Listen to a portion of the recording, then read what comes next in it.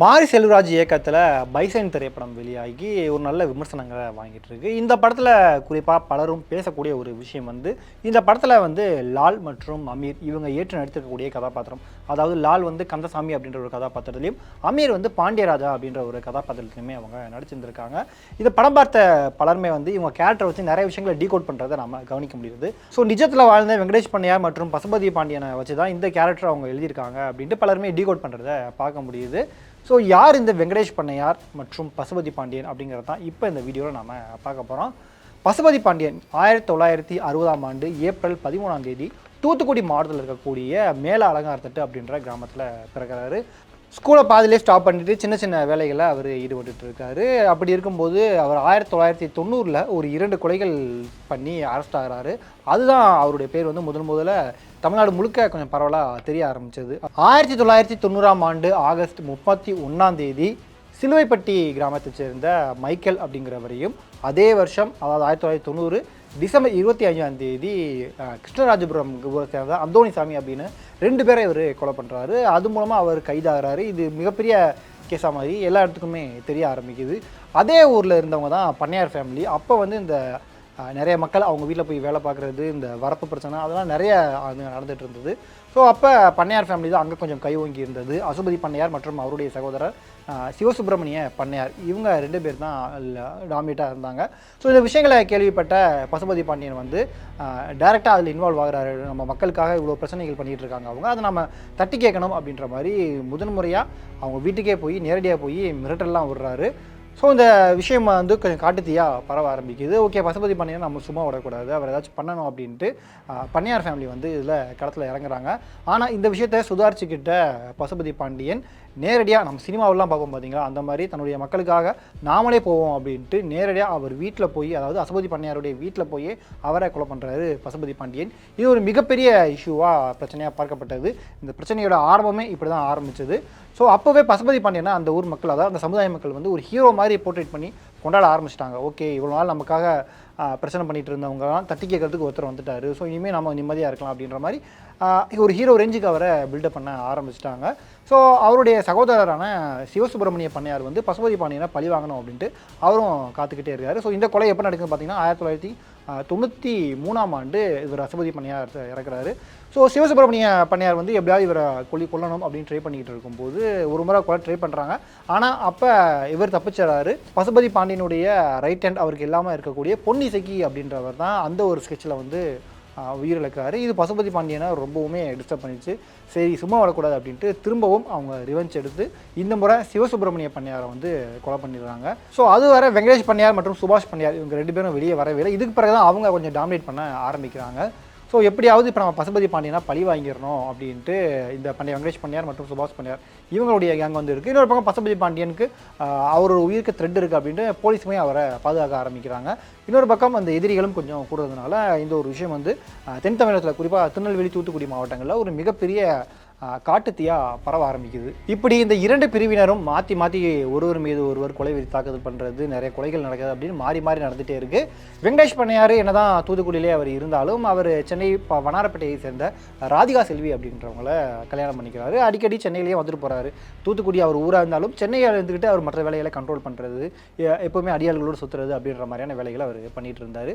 இப்படி இருக்கும்போது அவர் நட்புக்கு ரொம்ப முக்கியத்துவம் கொடுக்குற ஆளாக இருந்தார் வெங்கடேஷ் பண்ணையார். அவருடைய நெருங்கிய நண்பரான பெப்சி முரளிக்காக ஒரு அசைன்மெண்ட் அவர் பண்ணுறாரு. அதாவது இவருக்கு தர வேண்டிய பணத்தை ஜெய் கணேஷ் அப்படின்றவர் இன்னும் தராமல் இருக்காரு, அவர்கிட்ட பேசி எப்படியாவது வாங்கி கொடு அப்படின்னு சொல்லும்போது இவரும் விசாரிக்க ஆரம்பிக்கிறாரு. ஸோ அது அப்படியே கைமாறி போய் பார்த்தா கடைசியில் ஷபீர் முகமது அப்படின்றவர் தான் பணம் தர வேண்டியதாக இருக்கார். இவர் தன்னுடைய ஆட்களை வச்சு அவரை அனுப்பி எனக்கு பணத்தை வசூலிச்சுட்டு வாங்க அப்படின்னு சொல்லும்போது முதல் தடவையாக ஒரு 10 லட்சத்தை டேரெக்டாக பெப்சி முரளிட்டே கொடுக்குறாங்க. அடுத்து திரும்பவும் தன்னுடைய ஆட்களை விட்டு மிரட்டும் போது இது சரி வரல அப்படின்ட்டு ஷபீர் முகமது ஒரு வேலை பண்ணுறாரு. அவர் ஆக்சுவலாக ஒரு மோசடி கம்பெனி நடத்திட்டு வர்றாரு. ஃபாரின் கரன்சியை இல்லீகலாக மாற்றி கொடுக்குறது, தீவிரவாத கும்பல்களுக்கு பணம் கொடுக்குறது அப்படின்ற மாதிரி நிறைய வேலைகளை பார்த்துட்டு இருக்காரு. அப்போ ஆட்சியில் இருந்த ஆளுநருடையும் அவருக்கு தொடர்பு இருந்திருக்கு. அது மட்டும் இல்லாமல் அதிமுக கண்ட்ரோல்லையுமே அவர் இருந்திருக்காரு. ஸோ இந்த மாதிரியான விஷயங்கள்லாம் நடந்துகிட்டு இருக்கு. ஸோ உடனே காவல்துறை தரப்புக்கும் இது விஷயம் சொல்லப்படுது. இந்த மாதிரி வந்து வெங்கடேஷ் பண்ணையார் அப்படின்றவர் சென்னையில் வந்து இருந்துட்டு இந்த மாதிரி மிரட்டுறாரு அப்படின்ட்டு. அப்போ ஆட்சியில் இருந்த முதல்வர் ஜெயலலிதா வந்து சென்னை கமிஷனரான விஜயகுமார்கிட்ட இந்த பொறுப்பை கொடுக்குறாரு, இதை சீக்கிரம் முடிச்சு விடுங்க இந்த கேஸை அப்படின்ற மாதிரி. உடனே காவல்துறை அதை சீர விசாரிக்க ஆரம்பிக்கிறாங்க. அது மட்டும் இல்லாமல் வெங்கடேஷ் பண்ணையார் மீது டேரெக்டாக கம்ப்ளைண்ட் கொடுங்க அப்படின்னு ஷபீர் முகமதும் ஒரு கம்ப்ளைண்ட் கொடுக்குறாரு. ஸோ இந்த கேஸ் வந்து கொஞ்சம் கொஞ்சமாக ஸ்ட்ராங் ஆகிட்டே இருக்குது. ஸோ இந்த விஷயம் தெரிஞ்சுக்கிட்ட வெங்கடேஷ் பண்ணையார் வந்து இனிமேல் தலையிட வேணாம் அப்படின்னு கொஞ்சம் கொஞ்சமாக ஒதுங்க ஆரம்பிக்கிறாரு. ஆனால் காவல்துறை விடவே இல்லை. இன்னொரு பக்கம் வெங்கடேஷ் பண்ணையார் வந்து அதுக்கு முன்னாடி வந்து அதிமுக ஆட்சிக்கு வரணும் அப்படின்ட்டு சைதாப்பேட்டை அப்படி இன்னும் சாத்தான்குளம் போன்ற தொகுதிகளெல்லாம் தேர்தல் வேலையெல்லாம் பார்த்துருக்காரு. அதிமுகவுக்கு ஆதரவாக வேலைகளுமே பார்த்துட்டு இருந்திருக்காரு. ஸோ இந்த விஷயம் கொஞ்சம் கொஞ்சமாக பெருசாக காவல்துறை வந்து இவரை தேட ஆரம்பிக்கிறாங்க. இவர் என்கவுண்டர் பண்ண போகிறோம் அப்படின்ற ஒரு தகவலுமே லீக் ஆயிடுச்சு. ஸோ இந்த விஷயம் கேள்விப்பட்ட வெங்கடேஷ் பண்ணையார் தன்னுடைய இன்னொரு நண்பரான ஜான்சன் அப்படின்றவர் இருக்கார் சென்னையில். ஸோ அவர் சென்னை லயோலா காலேஜ் பக்கத்தில் இருக்கக்கூடிய மகாலட்சுமி ஃப்ளாட்ஸ் அப்படின்ற இடத்துல அவர் இருக்காருன்னு அங்கே தலைமறைவாக போய் அவர் வீட்டில் இருக்கார். ஆனால் இருந்தாலும் காவல்துறைக்கு இந்த விஷயம் தெரிய வந்துடுது. அவருடைய நண்பர் பெப்சி முரளி அப்படின்னு இன்னும் காவல்துறையில் நெருக்கமானவங்க அப்படின்ட்டு இவங்க மூலமாக ஒரு ஸ்கெட்சை போட்டு எப்படியாவது நம்ம ஏர்லி மார்னிங் போய் அவரை அட்டாக் பண்ணிடலாம் அப்படின்ற மாதிரி காவல்துறை அவர் வீட்டுக்கு போகிறாங்க. இப்படி போகும்போது ஒரு நாள் அதிகாலை அவங்க வீடு எங்கே இருக்குது எல்லாத்தையும் பிளான் பண்ணிவிட்டு காவல்துறை அங்கே போகிறாங்க. கதவை திறக்கிறாங்க. பார்த்தா நம்ம நண்பர் தான் நிற்கிறார் அப்படின்ட்டு இவருமே கதவை திறந்து உள்ளே விட்டுருக்காரு. பார்த்தா காவல்துறை அப்போ அவரை என்கவுண்டர் பண்ணிட்டாங்க. இது ஒரு மிகப்பெரிய இஷ்யூவாக பார்க்கப்பட்டது. அது மட்டும் இல்லாமல் இது வந்து காவல்துறையில் ஒரு திட்டமிட்ட படுகொலை அப்படின்ட்டு வெங்கடேஷ் பண்ணையாருடைய ஆதரவாளர்களாகட்டும் அவர் சார்ந்த சமுதாய மக்களாகட்டும் ஒரு மிகப்பெரிய போராட்டமே நடந்தது. கீழ்ப்பக்கம் அரசு மருத்துவமனையில் வச்சுருந்தாங்க அவருடைய உடலை. அதுக்கு பிறகு தூத்துக்குடிக்கே எடுத்துகிட்டு போய் அடக்கம் பண்ணிட்டாங்க. இந்த ஒரு இஷ்யூ வந்து மிகப்பெரிய அளவில் பார்க்கப்பட்டது. 2004ஆம் ஆண்டு திருச்செந்தூர் மக்களவை தொகுதியில் திமுக வந்து என்ன பண்ணுறாங்க அப்படின்னா இவருடைய வெங்கடேஷ் பண்ணையாருடைய மனைவியான ராதிகா செல்விக்கு மக்களவை சீட்டு கொடுக்குறாங்க. நாடாளுமன்ற தொகுதியில், அதாவது திருச்செந்தூர் நாடாளுமன்ற தொகுதியில் போட்டியிடுங்க அப்படின்ட்டு. அதே மாதிரி அவங்க கட்சியில் சேர்ந்து போட்டியிட்டு 1,00,000க்கும் அதிகமான வாக்குகள் வித்தியாசத்தில் அதிமுக வேட்பாளர் தோற்கடிச்சு மத்திய இணையமைச்சராக அவங்க மாறுறாங்க. இது ஒரு மிகப்பெரிய இஷ்யூவாக பார்க்கப்பட்டது அந்த சமயத்தில். ஆனால் இன்னொரு பக்கம் பார்த்தோம் அப்படின்னா இந்த ஒரு விஷயம் இதோட முடிஞ்சிச்சு அப்படின்னு பார்த்தா அதுவுமே கிடையாது. அதுக்கு 2006ஆம் ஆண்டு எப்போதும் வென்றான் அப்படின்ற ஒரு இடம் பசுபதி பாண்டியனுடைய மனைவியான ஜெசிந்தா பாண்டியன், அவங்களுக்கு 2 குழந்தைங்க இருக்காங்க, சந்தோஷ் மற்றும் பிரியா அப்படின்ட்டு. ஒரு நாள் தன்னுடைய மனைவியோட அவர் தூத்துக்குடி நோக்கி போயிட்டு இருக்கும்போது எப்போதும் வென்றான் அப்படின்ற ஒரு கிராமத்தில் பண்ணையாருடைய ஆட்கள் வந்து அவரை வழிமறித்து தாக்குதல் பண்ணுறாங்க, வெடிகுண்டுலாம் வீசுகிறாங்க. அதில் பசுபதி பாண்டியனுடைய மனைவியான ஜெசிதா பாண்டியன் சம்பவ இடத்துலேயே உயிரிழக்கிறாங்க. அவர் மட்டும் தப்பிச்சு போயிடுறாரு. ஸோ இது மாறி மாறி நடந்துக்கிட்டே தான் இருக்குது இந்த ஒரு இஷ்யூ. அதாவது எப்படியா பழி வாங்கிடணும். ஒரு கடத்தில் நீங்கள் தூத்துக்குடியில் இருக்க வேணாம் அப்படின்னு காவல்துறை அங்கேருந்து அவரை அப்புறப்படுத்தி வேற ஒரு ஊருக்கு போயிருங்க அப்படின்ட்டு. ஸோ அவரும் திண்டுக்கல் பக்கத்தில் இருக்கக்கூடிய நந்தவனம்பட்டி அப்படின்ற இடத்துல வந்து அவர் தங்கி வாழ்ந்துட்டுருக்காரு. அந்த இடமே பயங்கர புரோட்டோகால் நிறைஞ்ச ஒரு இடம். அதாவது அந்த ஏரியாக்குள்ளே போகணும் அப்படின்னாலே அவருடைய ஆட்களுக்கு தெரிஞ்சாப்பட்டு தான் போகணும் அப்படின்ற மாதிரியான ஒரு இடம். அங்கே அவர் தங்கி இருக்காரு. அவருடைய உயிருக்கு த்ரெட் இருக்குது, நீங்கள் இங்கே வர வேணாம் அப்படின்னு. ஸோ எப்போவுமே பாடி கார்டாக தன்னுடைய ஆட்கள் கூடவே இருக்கிற மாதிரியான ஒரு இடத்துல தான் பசுபதி பாண்டியன் வாழ்ந்துட்டு இருந்தார். ஆனால் இருந்தாலும் பண்ணையாருடைய ஆட்கள் அவரை எப்படியாவது நாம் கொலை பண்ணிடணும் அப்படின்ற ஒரு நோக்கில் தான் அவங்களும் இருந்தாங்க.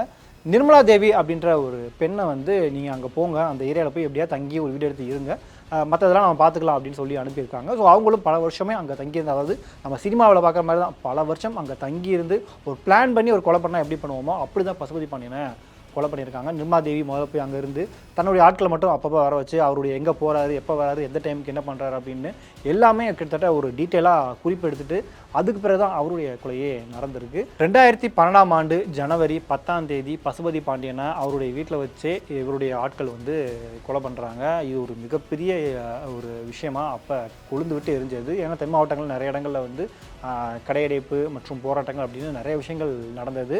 இதுக்கு காரணமாக இருந்தால் நிர்மலா தேவி அப்படின்றவங்க வந்து திரும்பவும் இவருடைய பசுபதி பாண்டியனுடைய ஆட்கள் வந்து 2021ஆம் ஆண்டு, அதாவது இப்போ திமுக ஆட்சிக்கு வந்ததுக்கு பிறகு கொண்டு அவருடைய தலையறுத்து பசுபதி பாண்டியனுடைய வீட்டுக்கு முன்னாடியே போய் வச்சுட்டு வந்தாங்க. இந்த ஒரு சம்பவம் நடந்திருக்கு. இன்பிட்வீன் பசுபதி பாண்டியன் வந்து பாட்டாளி மக்கள் கட்சியிலையும் அவர் இருந்தார். அதுக்கு பிறகு அங்கேருந்து தீரன் வெளியேறி வரவும் அவர் கூட சேர்ந்து தமிழ் பாமக அப்படின்னு ஒரு கட்சியை உருவாக்கி அதுலேயும் அவர் இருந்தார். அதுக்கு பிறகு தமிழர் அரசு அப்படின்ற ஒரு கட்சியை அவர் ஆரம்பித்தார். கடைசியாக தேவேந்திர குல வேளாளர் கூட்டமைப்பு அப்படின்னு ஒரு கட்சியை ஆரம்பித்து அவரே அந்த கட்சியை வழிநடத்திட்டு இருந்தார். அந்த கட்சியில் தான் அந்த சிகப்பு பச்சை கலந்த கொடியுமே இருக்கும். ஸோ இப்படி வாழ்ந்தவங்க தான் இவங்க 2 பேருமே. இன்னும் அவங்க பகை வந்து நீடிச்சு தான் இருக்குது. அடிக்கடி நம்ம நிறைய கொலைகள், இப்போ கூட ரீசெண்டாக கூட 2-3 கொலைகள் நடந்தது. ஸோ மாறி மாறி இருதரப்புமே அந்த கொலை விஷயத்தில் வந்து இன்வால்வ் ஆகிட்டே இருக்காங்க. இன்னமும் இருதரப்புக்கும் இடையில் இந்த போட்டி பகை நிலவிட்டு தான் இருக்குது. மாறி மாறி கொலைகள் நடந்துட்டு தான் இருக்குது. சுபாஷ் பாண்டியன் மட்டும் தான் இன்னும் உயிரோடு இருக்கார். ஸோ இந்த ஒரு இஷ்யூவை வச்சு தான் அவங்க லால் கதாபாத்திரத்தை வந்து வெங்கடேஷ் பண்ணையாராவும், அமீர் கதாபாத்திரத்தை வந்து இவர் பசுபதி பாண்டியனுடைய கதாபாத்திரமாகவும் ஸ்கெட்ச் பண்ணியிருக்கதா சொல்லப்படுது.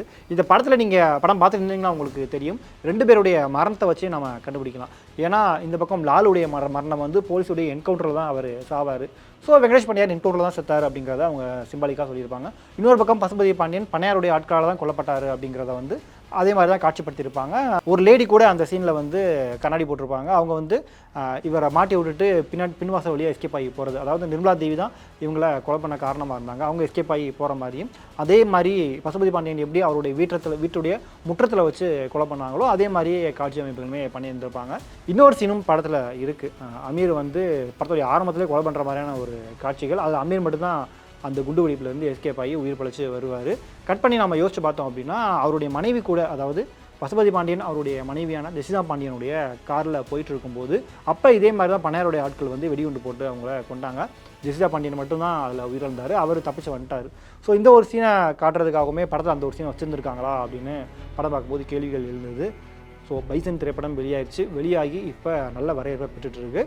இயக்குனர் மாரி செல்வராஜ் இந்த படத்தில் வந்து லால் மற்றும் அமீர் 2 கதாபாத்திரத்தையுமே ஈக்குவலாக காமிச்சிருக்காரு அப்படிங்கிறதா உண்மை. இவங்களை ஏற்றி ஒருத்தவங்களை இறக்கி அப்படின்ற மாதிரி காட்டாமல் 2 பேருமே ஈக்குவலாக தான் ட்ரீட் பண்ணியிருக்காரு, காமிச்சிருக்காரு. குறிப்பாக லால் கதாபாத்திரம் வந்து துருவை பார்க்கும்போது எனக்கு கபடி பிடிக்கும், கபடியில் நீ நல்லா இருக்க, நீ எங்கேயா இருந்தாலும் சந்தோஷமாக இரு அப்படின்னு அவரை மோட்டிவேட் பண்ணுற இதாகட்டும், ஒரு சந்தேக பார்வை அவர் மேலே இருக்கவே இருக்காது. துருவு மேலே லால் வந்து சந்தேகமாக பார்க்கவே மாட்டார் அப்படின்னு ரொம்பவும் பாசிட்டிவாகவே இந்த ஒரு கேரக்டர் காமிச்சிருப்பாங்க. இன்னொரு பக்கம் அமீர் பேசக்கூடிய அந்த ஒரு வசனங்களும் வீரியமாக இருந்தது. அதாவது எல்லாரும் சமம், ஜாதியை மறந்துட்டு ஒத்துமையாக இருப்போம் அப்படின்றதுக்காக ஆரம்பித்ததை இவங்க எல்லாத்தையுமே மறந்துட்டு என்னென்னமோ பண்ணிட்டு இருக்காங்க அப்படின்ட்டு அவர் பேசக்கூடிய இன்னொரு வசனம் வந்து பயங்கர வீரியமாக இருக்கும். அதே மாதிரி துருவ் பேசக்கூடிய வசனம், இந்த பகை இப்போ ஆரம்பித்ததா, என்னுடைய தாத்தையும் பாட்டையும் முப்பாட்டையும் ஆரம்பித்த ஒரு பகை இப்போ என்னையே பாதிக்குது அப்படின்னு சொல்லக்கூடிய நிறைய வசனங்கள் வந்து கவனிக்க வச்சது. ஸோ பைசன் திரைப்படம் வெளியாகி ஒரு நல்ல பாசிட்டிவான வசனம் வாங்கிட்டு இருக்கு. ஸோ இந்த படத்தை நீங்கள் பார்த்துட்டீங்கன்னா அந்த படம் எப்படி இருந்தது, இந்த கேரக்டர்ஸ் பற்றி நீங்கள் என்ன நினைக்கிறீங்க அப்படின்ற உங்களுடைய கருத்துக்களை மறக்காமல் கீழே கமெண்ட் பண்ணுங்கள்.